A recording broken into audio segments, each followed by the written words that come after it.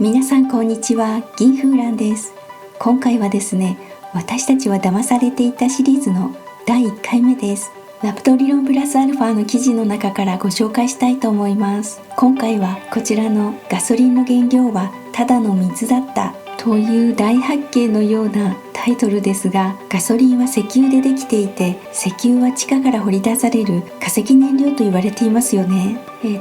記事によりますと、ガソリンは炭化水素といって炭素と水素のみで構成されている単純な化合物だそうです。ですので、水の中の水素と炭素を結合できれば、理論上は水からガソリンを生成することが可能ということになります。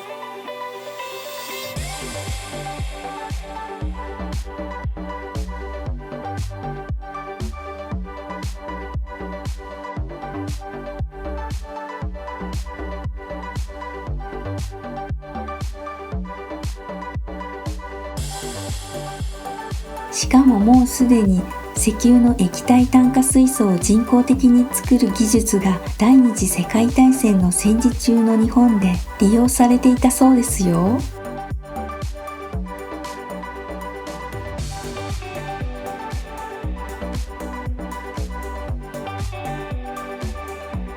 ラプトブログでも石油は海水から作られるというお話をされていましたよね。詳しくはこちらをご覧ください。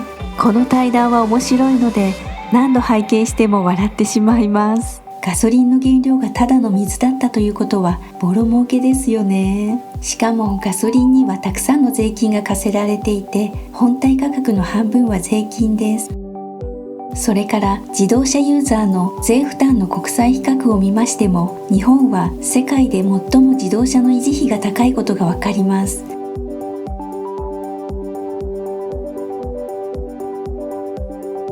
これまでにも水で走るバイクや車が発明されています。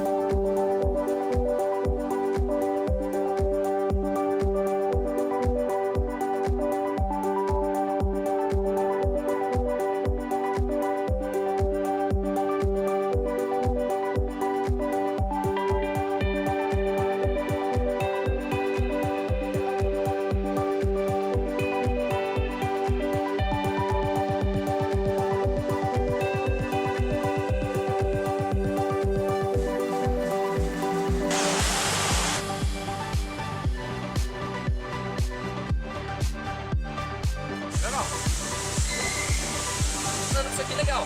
Se eu conseguir desenvolver um negócio melhor que esse aqui, aí pronto, eu mostro o som desse. Mas não tem som de. Passa aqui, sai daqui, vem aqui, ó. Os dois estavam. Seria interessante Aí. colocar no banco de novo, ó.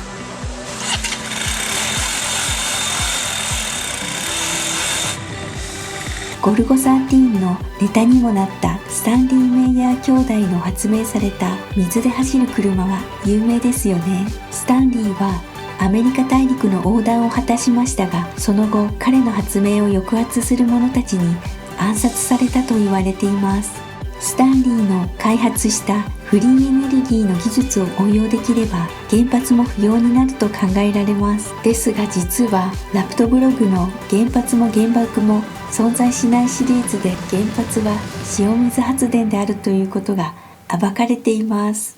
そしてですね、この水で電気を作る技術は古代からあることがラプトブログで明らかになっています。詳しくはこちらをご覧ください。